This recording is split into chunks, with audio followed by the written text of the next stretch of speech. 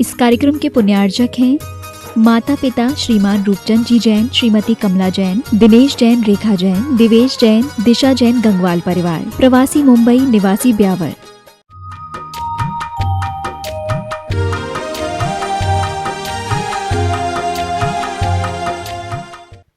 आंखों से आंखें ना मिले तो भीतरी आंखें खुलती। आंखों से अभी पूरे देश भर में ये चल रहा है, ये बोल रहा है, बैठ जा, आंखें बंद कर, तू 1 मिनट, यानी 83% हमारी एनर्जी आंखों के माध्यम से वेस्ट हो रही है, इन्वेस्ट नहीं। हाँ, समझ में आ रहा है? इसलिए आंखों से आंखें ना मिले तो भीतरी आंखें खुलती। ये आचार्य श्री जी का हाइकू है।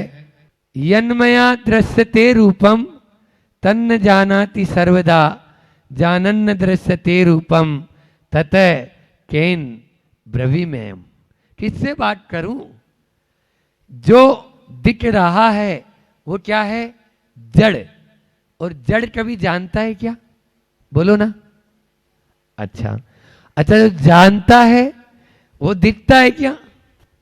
फिर किसके बारे में हम बात करें और किससे बात करें? इसीलिए चुप रहते हैं। एक था ना वो कि हमसे अपने रूठ न जाए, हमसे अपने रूठ न जाए, इसीलिए चुप रहते हैं। समझ में आ रहा है? इसलिए चुप ही रहते हैं। वो तो रूठेगा। यहां पर आप ये बाहर वाला नहीं लगा लेना कि हाँ हम रूठ गए या एक दूसरे में रूठ गए, वो वाला नहीं। और बाहर जड़ जो ये शरीर दिख रहा है, इन दोनों में लगाना है। यन दृश्यते रूपम, बार बार इस कारिका को दोहराओ। यन्मया दृश्यते रूपम तन्न जानाति सर्वथा, जानन्न दृश्यते रूपम ततः केन ब्रवीमयम्। कल अपन ने इस कारिका को लिया था और उसके माध्यम से हमने जाना कि ये आपको वायर नजर आ रही है, लेकिन करंट, बोलो, लेकिन करंट है या नहीं है? तो देख लो, मालूम चल जाएगा। तो इस प्रकार से करंट जो है, वायर दिखती है, करंट नहीं। लेकिन बिना करंट के, करंट को कहीं पहुंचाना है तो वायर के माध्यम से ही चलेगा। अब जब तक वायर है तब तक उसमें करंट तो रहेगा ही, उसका महत्व भी तब तक ही है। अन्यथा वो तार तार यूं ही पड़ा रहेगा।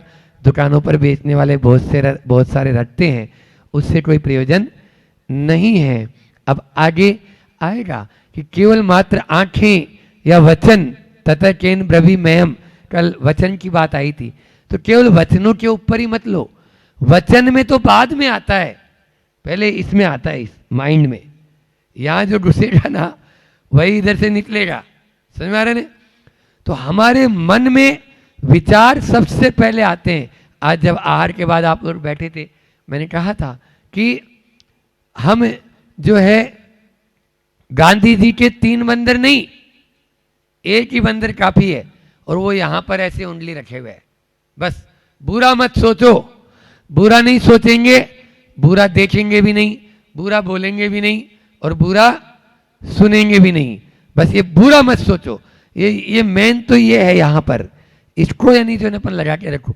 और हम जैसा सोचेंगे वैसा ही बोलते हैं, और बोलेंगे तो वचन की प्रवृत्ति के साथ में काय की प्रवृत्ति तो हो ही रही है। तो ये तीनों योगों को यदि शुभ बनाना है तो हमें मन, वचन और काय, इन तीनों की यानी शुभ प्रवृत्ति या उसमें करना है। आज जो कारिका यहाँ पर आचार्य भगवंत कहना चाह रहे हैं, पूज्यपाद स्वामी, वे इस कारिका के माध्यम से बोल रहे हैं कि हम आपको समझा नहीं सकते, है ना, और आपसे समझ भी नहीं सकते, ये कैसी चेष्टा है? ये चेष्टा है उन्मत्तवत, पागल की तरह। अभी प्रवचन चल ही रहा है। हाँ, तो ये हम नहीं बोले, ये पहले ही बोल के चले गए, समझ में आ रहा है? लेकिन ऐसा पागलपना भी अच्छा है, क्योंकि पागलों के ऊपर ही कृपा बरसती है बादलों की तरह। जो गुरु की भक्ति करता है या प्रभु की भक्ति करता है पागलों की तरह, या जिनवाणी की सेवा करता है पागलों की तरह, उसी पर कृपा बरसती है बादलों की तरह। यहाँ पर खुद बोल रहे हैं, अपन उसका दोनों व्यवहारिक पक्ष और निश्चय पक्ष दोनों लेंगे, ताकि कहीं पर भी हम गाफिल न हो। क्या आचार्य पूज्यपाद स्वामी यहाँ पर कहना चाह रहे हैं? यत परे प्रतिपाद्यो हम, आप लोग भी उच्चारण कर सकते हैं, यत परान प्रतिपादिये, यत परे प्रतिपाद्यो हम, यत परान प्रतिपादिये, उन्मत्त चेष्टितम तन्मे, यद हम निर्विकल्प कहें। निर्विकल्प कह, यत यानी जो कुछ भी, परे दूसरों से, प्रतिपाद्यो अहम, प्रतिपाद मैं समझाने योग्य हूं, दूसरों के द्वारा जो कुछ भी मैं समझाने योग्य हूं, या यत परान दूसरों को प्रतिपादिये मैं समझाता हूं, दूसरों के द्वारा मुझे समझाया जाता है या मेरे द्वारा दूसरों को समझाया जाता है, तत् वह सब कुछ अहम मैं, या मैं यानी मेरी, उन्मत्त चेष्टितम, वह कैसी चेष्टा है? उन्मत्त चेष्टा है, उन्मत्त के समान चेष्टाएं हैं। यत क्योंकि, आगे हेतु भी बता रहे हैं, हेतु के साथ दे रहे हैं, यत अहम निर्विकल्प कह, क्योंकि मेरा आत्मा या मैं कैसा हूं? निर्विकल्प स्वभाव वाला हूं। जो भी है बाहर में मैं समझा सकता नहीं हूं और दूसरे मुझे समझा सकते नहीं, फिर क्यों ऐसी चेष्टा हम कर रहे हैं? कहते हैं ना, जो बात आज तक खुद को समझ में ना आई वही बात दूसरों को समझाई। जो बात आज तक खुद को समझ में न आई वही बात आज तक दूसरों को समझ, ये सही है, बिल्कुल फैक्ट है। हाँ, हमारे पास भी कोई क्या दुख हो जाता है या कोई गमी हो जाती है, आते तो अब ऐसा ही स्वभाव था, आयु कर्म इतना ही था, क्या करें, ऐसा ही होता है, यही बोला जाता है। लेकिन खुद के जरा सी आंख के अंदर पीड़ा हो गई तो देखो, हाँ अरे अब क्या करें, रहने दो, कछु नहीं करना, तो इस प्रकार से।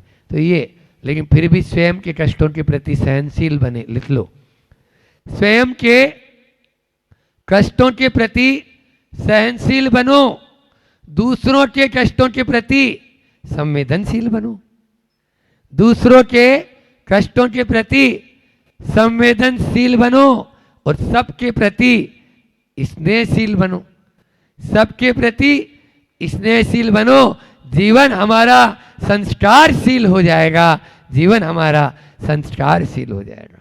बस ये हमें संस्कार मिले हैं, गुट्टी में ऐसा ही पिलाया गया बचपन से ही कि दूसरों की पीड़ा में तुम दुखी होना और दूसरों के दुख में दुखी होना, सुख में सुखी होना। ऐसा नहीं कि गमी के अंदर जाए वहाँ हंसने लग जाए तो गड़बड़ हो जाएगा ना।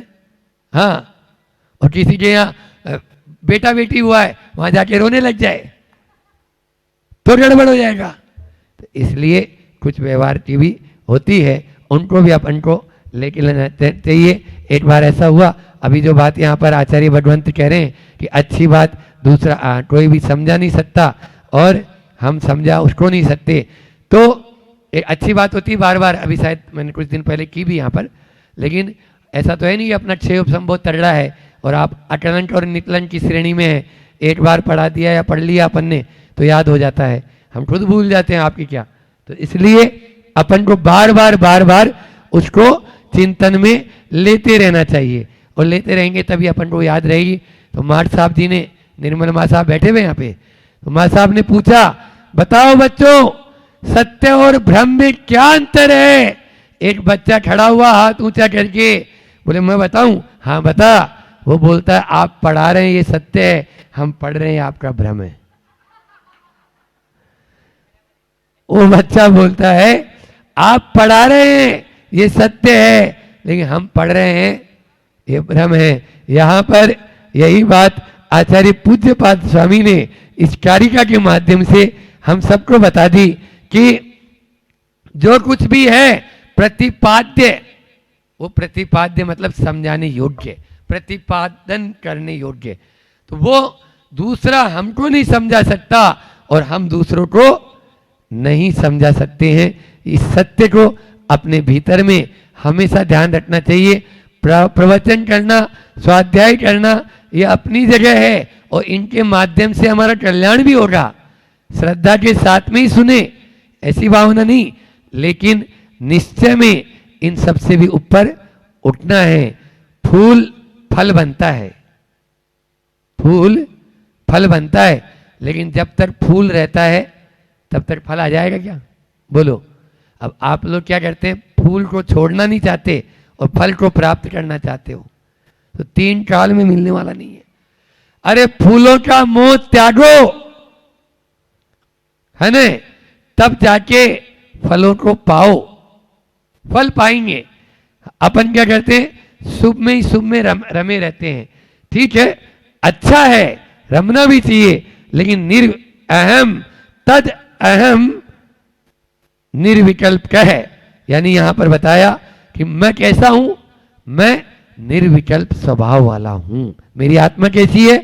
निर्विकल्प स्वभाव वाली है, दूसरों के द्वारा प्रभावित भी नहीं होती और दूसरों को प्रभावित भी नहीं करती, है ना। ध्यान के अंदर महाराज जी बताते हैं ना कि किस प्रकार का अपन को ध्यान करना चाहिए। वीतराग स्त्रोत आदि के माध्यम से भी यही है। आचार्य मार्गनंदी स्वामी जो हुए उन्होंने ध्यान सूत्राणी एक पूरा का पूरा ग्रंथ लिख दिया, ज्ञानार्णवकार ध्यान का बेजोड़ ग्रंथ है। इनमें भी यही लिखा है कि मैं दूसरों के द्वारा, मेरी आत्मा दूसरों के द्वारा प्रभावित नहीं होती, मैं दूसरों को प्रभावित नहीं कर सकता, न करता हूं। इस प्रकार से अपना चिंतन ये बार बार गहराएगा, तब अंतिम समय संलेपना की अवस्था में रहेंगे तो ये बातें अपन को याद रहेगी, तो हम उस समय ये काम आएगी। कैप्सूल कोर्स की तरह है ये, यही बातें बार बार रिपीट कर लेंगे तो फिर निश्चय में डूबते हुए टाइम नहीं लगेगा। लेकिन क्या करें, इस आत्मा की बजाय हम मन की बात सुन लेते हैं। और मन की स्थिति कैसी बढ़ाए, बंदर की स्थिति होती है। हाँ, जैसे छोटा बच्चा होता है या बंदर होता है ना, उसको जितना देखेंगे ना आपको वो उतना ही परेशान करेगा। अवॉइड इट, लिख लो, इसको अवॉइड करते जाओ। पहले आया था ना कि 5 इंद्रियों के विषयों में और इनमें, तो अवॉइड करेंगे तभी कंट्रोल कर लेंगे तो उसमें और पावर बढ़ेगा। आप देखिए, आप पशु पक्षियों से शिक्षा ले, ये बात, पशु पक्षी फुली मैनेजमेंट, बच्चों को कैसे पालन किया जाता है, ये पशु पक्षियों से सीख तो लो। हाँ, अब तो 30-30 साल का हो गया और माँ जा रही है उसको, ले बेटा दूध पी ले, चाय पी ले। रियल बता रहे हैं, ये कहाँ की न्याय है। आप निश्चित, हमने देखा कि थोड़ा सा जहाँ हम नेमावर में जिस कमरे में थे वहाँ पर रूम के अंदर एक रूम और था छोटा, तो उसकी दूछत्ती पर कबूतर और वो रहते थे थोड़े, तो वो जैसे ही बच्चे को वहाँ पर अलग अलग पेयर आते थे, सुन रहे हो, तो वो पेयर बच्चों को जन्म देते थे और वो भी जानते थे ताकि संस्कार पढ़ते रहें बचपन से ही। मुनि महाराज, शीतल सारथी और हम दोनों, तो संस्कार उन बच्चों को जब से वो आँख खोलेगा तो दोनों महाराज जी को देखेगा दिन रात, रात में भी और दिन में भी। अब वहाँ उनकी सारी दिनचर्या अपन तो बैठे हैं, तो वो खुद उनको धक्का मार रहे हैं, समझ में आ रहा है? क्यों? उनका पावर बढ़ेगा, उनका कॉन्फिडेंस बढ़ेगा। आज के माता पिता बच्चों का कॉन्फिडेंस लूज कर देते, लूज मत करो, उसको बढ़ाओ, समझ में आ रहा है? आचार्य श्री जी की बहुत अच्छी पंक्तियां। भानपुर पंच कल्याण के पहले एक बार उन्होंने कहा था कि आजकल के माता पिता का इतना पुण्य, अंतिम पंक्तियां थी प्रवचन की, 10 मिनट बोलते हैं ना शुरू में, वो 5 मिनट आहार के पहले, पूजा के बाद। आज के माता पिता का इतना पुण्य जो इतने अच्छे अच्छे बच्चे मिले, लेकिन बच्चों का पुण्य नहीं जो ऐसे माँ बाप मिले, जो ऐसे माँ बाप मिले। ये सही है। यहाँ पर भी यही कहेंगे कि उपेक्षा करो, उपेक्षा करेंगे तो वह शांत बैठ जाएगा, और उपेक्षा नहीं करेंगे आपको अशांत कर देगा। मन की बात बोल रहा हूँ। तो वहाँ पर यहाँ इस कारिका के माध्यम से आचार्य पूज्यपाद स्वामी यही कह रहे हैं कि हमारे सामने दृश्य आएंगे, दृष्टा और ज्ञाता, 2 शब्द कल बताया था। तो ज्ञाता और दृष्टा, हम चिपकेंगे नहीं उससे। अनंत दर्शन का मतलब क्या है कि दृश्य तो अनंत हैं, दृष्टा एक है। दृश्य अनंत हैं लेकिन दृष्टा एक है, लेकिन फिर भी प्रभावित नहीं होते। अपन को तो कुछ भी नहीं दिख रहा है और कुछ भी नहीं जान पा रहे हैं। समझ में आ रहा है? इस पांडाल के बाहर क्या हो रहा है पता चल रहा है क्या? नहीं पता चल रहा है। लेकिन वे केवल ज्ञानी तीनों काल और तीनों लोकों के प्रत्येक चराचर पदार्थों को हाथ में रखे हुए आंवले की तरह जानते हैं। पागल हो जाएंगे, पागल हो जाएंगे यदि अपनी तरह बॉन्ड हो जाएंगे। तो बांधो मत, बंधन को जब प्राप्त होते हैं इसी प्रकार की दशा होती है। आज की ये कारिका बहुत ही अच्छी कि यहाँ पर आचार्य भगवान कह रहे हैं कि हम समझा भी नहीं सकते और समझ भी नहीं सकते, हमें निर्विकल्प बनना है। बस निर्विकल्प बनने के लिए एक ही बात है कि बार बार इन कारिकाओं का हम चिंतन करें, तभी हम आगे बढ़ पाएंगे। आचार्य श्री जी का पद्यानुवाद बहुत ही सुंदर यहाँ पे दिया है। मैं योग्य शिष्य दल को नित हूँ पढ़ाता। शिक्षक वर्ग यहाँ ज्यादा बैठा हुआ है तो पढ़ाने की बात भी आचार्य श्री जी बोल रहे हैं, वो उदाहरण भी मैंने वैसा ही दिया है। मैं योग्य शिष्य दल को नित हूँ पढ़ाता, या ज्ञान को सुगुरु में से सहसा बढ़ाता। या मैं ज्ञान को बढ़ाता हूँ, लेकिन ये चेष्टा कैसी है? उन्मत्त सी यहाँ मम मात्र चेष्टा, मैं निर्विकल्प मम निश्चय से न चेष्टा। निश्चय से मेरी कोई भी चेष्टा न हो, बस इसी प्रकार की चेष्टा हमारी रहे। यहाँ पर गुरु जी का हाइकू भी बहुत सुंदर है, क्योंकि हाइकू के बिना लोगों की बहुत मांग रहती है कि महाराज जी एक हाइकू तो लो। हालांकि हम ले लेते हैं, आज तो शुरुआत ही हमने आंखों से की थी। तो यहाँ पर भी आचार्य श्री जी का आंखों के बाद मन, कि मन तो रोको, मन तो रोको। अभी बच्चे की तरह उदाहरण दिया ना मैंने कि बच्चे की तरह उसको, तो मन तो रोको, चल फिर न सको, चल फिर न सको, बोलो न बको, बोलो न बको।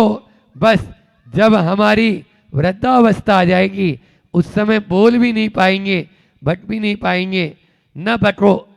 यानी स्थिति बड़ी विचित्र हो जाती है, कुछ भी बड़बड़ाते रहते हैं, चल फिर न सको, चल फिर भी नहीं होगी। उस समय क्या करना है? मन को रोकना है। तो अभी से ही रोकने का अभ्यास करेंगे, तब जाकर अपन वहाँ समाधि तंत्र पढ़ रहे हैं, छोटी मोटी चीज़ नहीं है। इसके लिए बड़ी जी अपनी क्या बोलते छाती को थोड़ी सी विस्तार करना पड़ेगा, और विस्तार करके हमें ये सोचना पड़ेगा कि हाँ निश्चय क्या है और व्यवहार क्या है। बस निश्चय को हमें प्राप्त करना है और व्यवहार के साथ चलना है, तभी हम आगे बढ़ पाएंगे। आगे बढ़ें इसी भावना के साथ। बोले अहिंसा परमो धर्म की। आचार्य गुरुवर विद्यासागर जी महामुनि। नहीं तो आप भेड़ चाल चल रहे हैं, सब त्याग कर रहे हैं, हम भी त्याग कर रहे हैं। ऐसी भूल से त्याग मत करना, वो वैराग्य वैराग्य नहीं रहेगा। और फिर उसके बाद आपके जा से क्या बोल रहा था, जानने का आधार मन है और संबंध तन से है। क्योंकि जानने का आधार मन है, मतलब आप जान सकते हो, बिल्कुल जान सकते हो।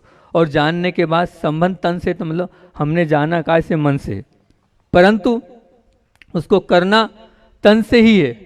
जो आपने जाना है उसको आप काय से कर सकते हो, करोगे काय से? जान तो मन से लिया, लेकिन करोगे काय से?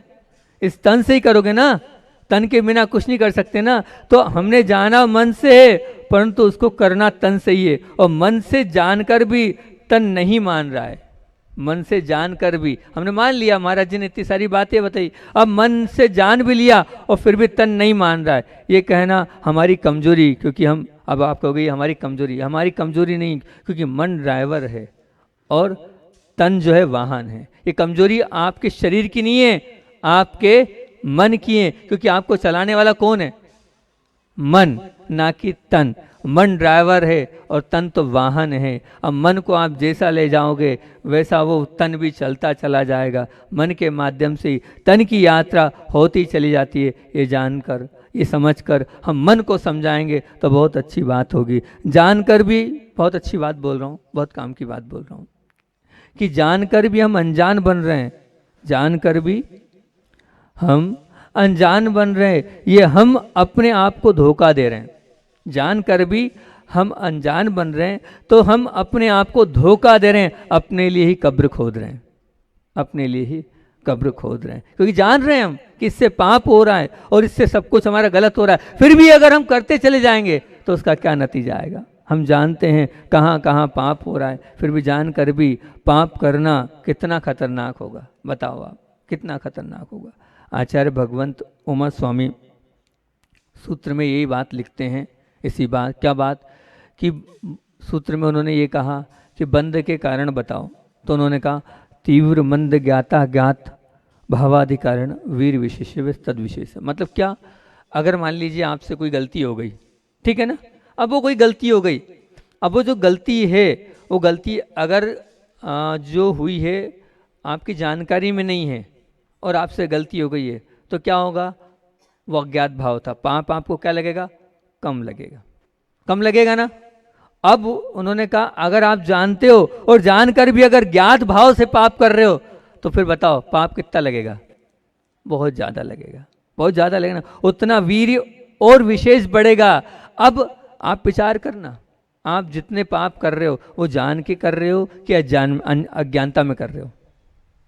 आप जितने पाप कर रहे हो वो जानकर कर रहे हो कि अनजान में कर रहे हो, ज्ञान में कर रहे हो कि अज्ञान में कर रहे हो?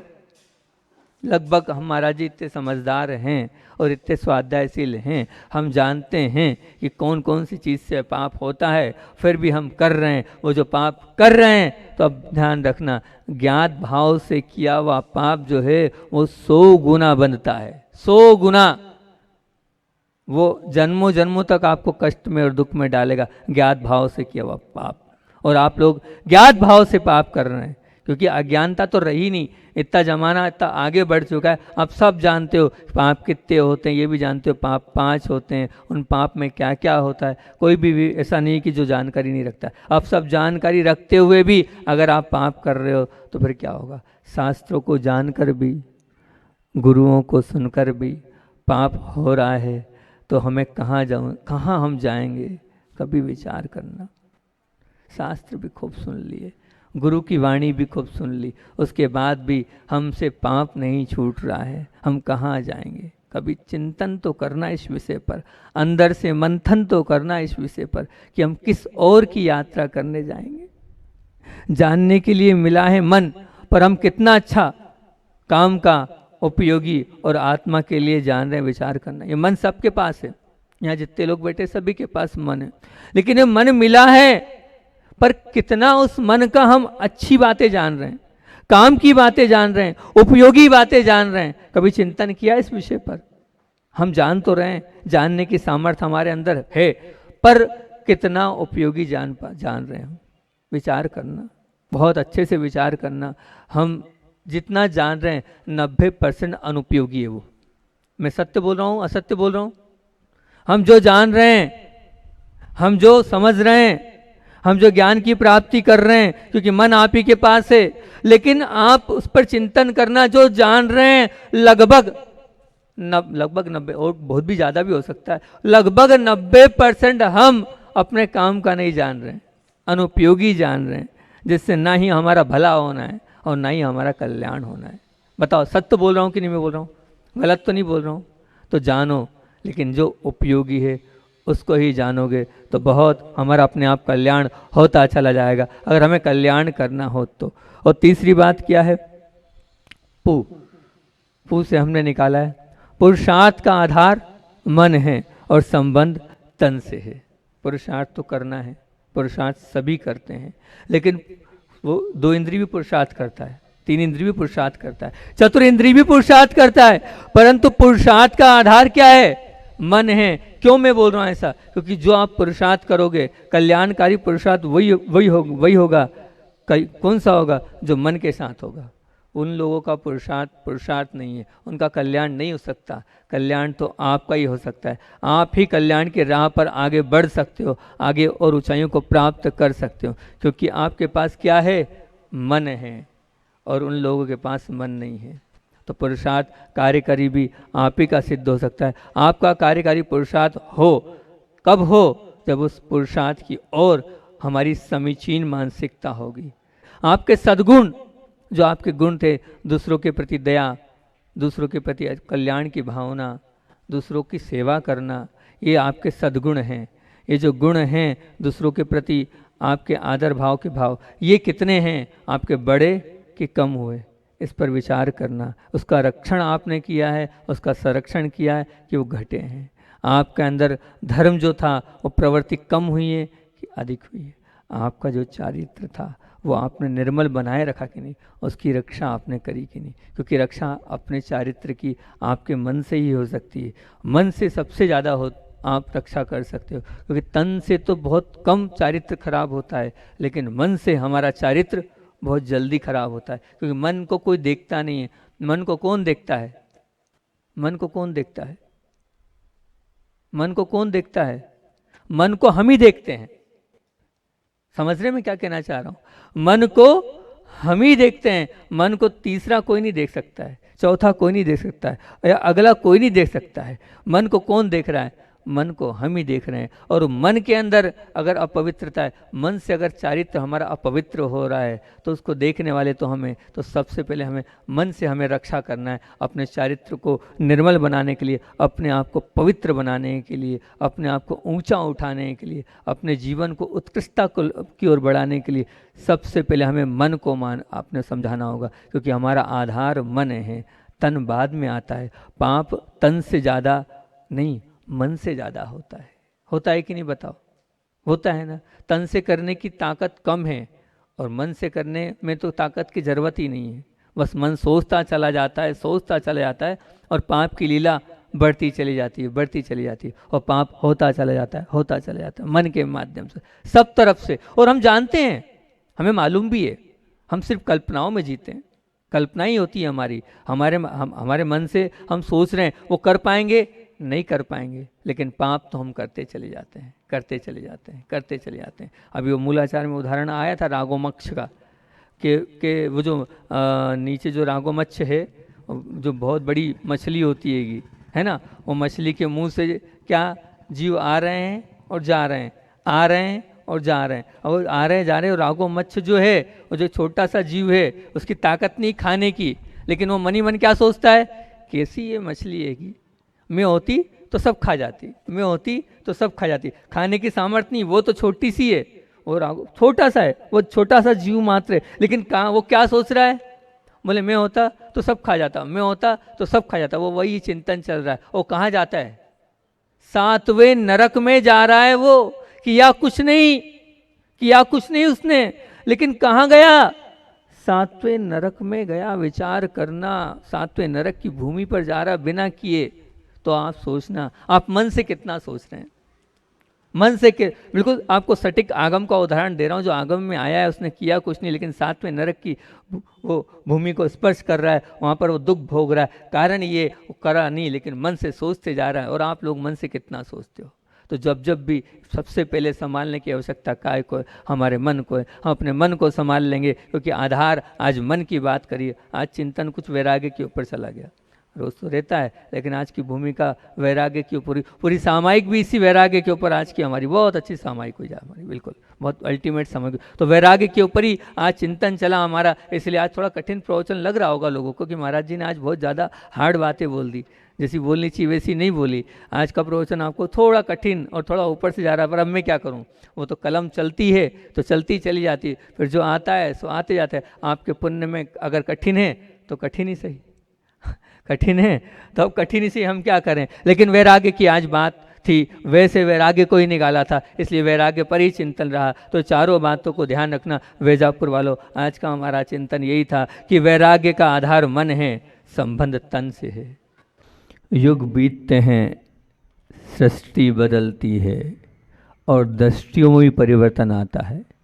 कई युग दृष्टा जन्म लेते हैं, अनेकों की सिर्फ स्मृतियाँ शेष रह जाती है।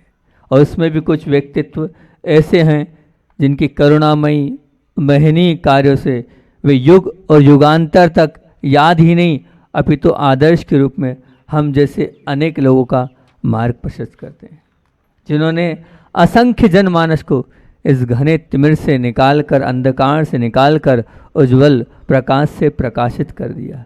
ऐसे निरीह, निर्लिप्त, निरपेक्ष, अनियत बिहारी और स्वावलंबी जीवन जीने वाले युग पुरुषों की सर्वोच्च श्रेणी में जिनका नाम आता है, ऐसे कौन है वो? आचार्य भगवंत विद्यासागर जी महामुनिराज, जिन्होंने स्वेच्छा से अपने जीवन को पूर्ण वीतरागमय बनाया, जिन्होंने त्याग और तपस्या से स्वयं को श्रृंगारित किया, जिन्होंने स्वयं के रूप को संयम के सांचे में ढाला और अनुशासन को ही अपना ढाल बनाया। ऐसे महान गुरु हमारे पुण्य से इस घनघोर पंचन काल में हमें दर्शन कर रहे हैं का मौका मिल रहा है। ये सबसे बड़ा पुण्य है। अगर मुझसे कोई पूछता है कि तुम्हारे पास पुण्य है कि नहीं, तो मैं यही कहता हूँ, मैं तो सबसे बड़ा पुण्यशाली जीव हूँ, क्योंकि मैं आचार्य भगवान विद्यासागर जी महामुनिराज का शिष्य हूँ, उनका शिष्य हूँ। क्योंकि उनकी जो त्याग है, उनकी जो तपस्या है, वो ऐसी है कि उनका रूप दूसरा कोई ले ही नहीं सकता है, उनकी तपस्या की बराबरी कोई कर नहीं सकता है। अगर पूज्य गुरुदेव नहीं मिलते तो परमात्मा का परिचय कौन कराता? अपने अंदर बैठी परमात्मा का दर्शन कौन कराता? जिस सत्ता के सानिध्य, संसर्ग और अनुग्रह से वो चेतना जागती है, उसका नाम गुरु है।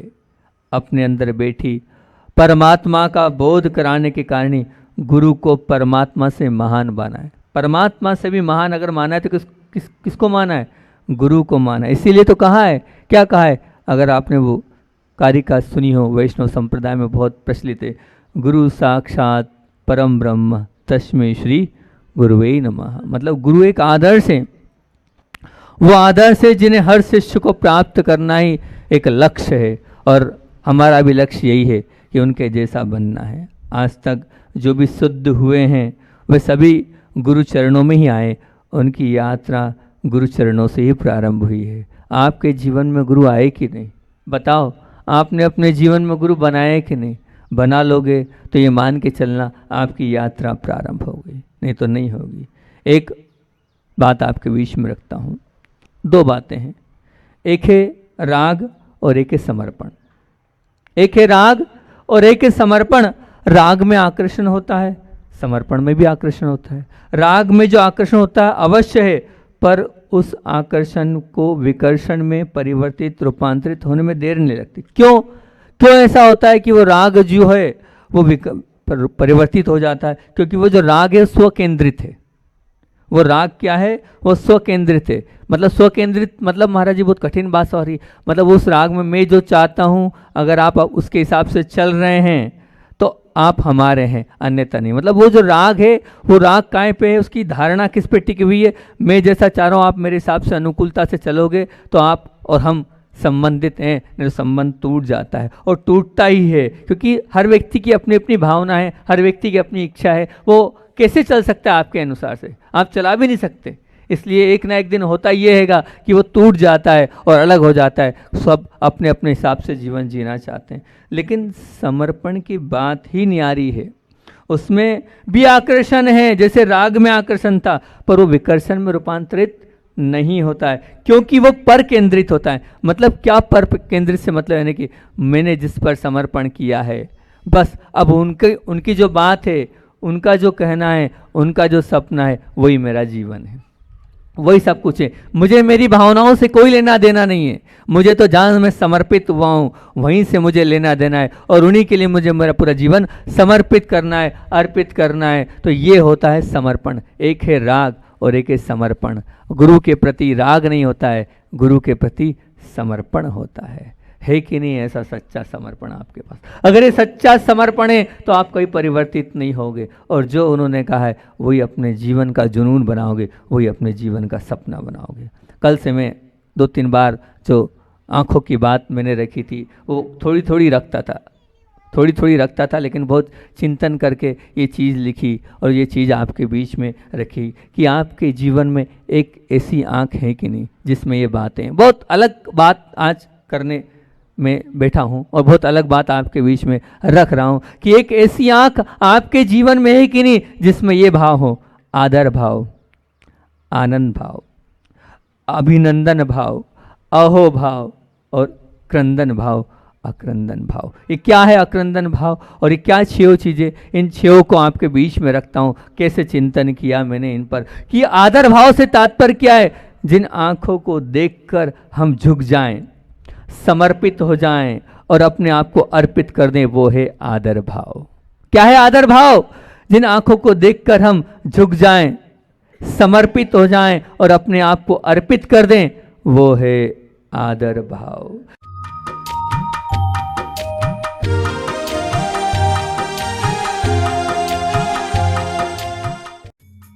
इस कार्यक्रम के पुण्यार्चक थे माता पिता श्रीमान रूपचंद जी जैन, श्रीमती कमला जैन, दिनेश जैन, रेखा जैन, दिवेश जैन, दिशा जैन, गंगवाल परिवार, प्रवासी मुंबई, निवासी ब्यावर।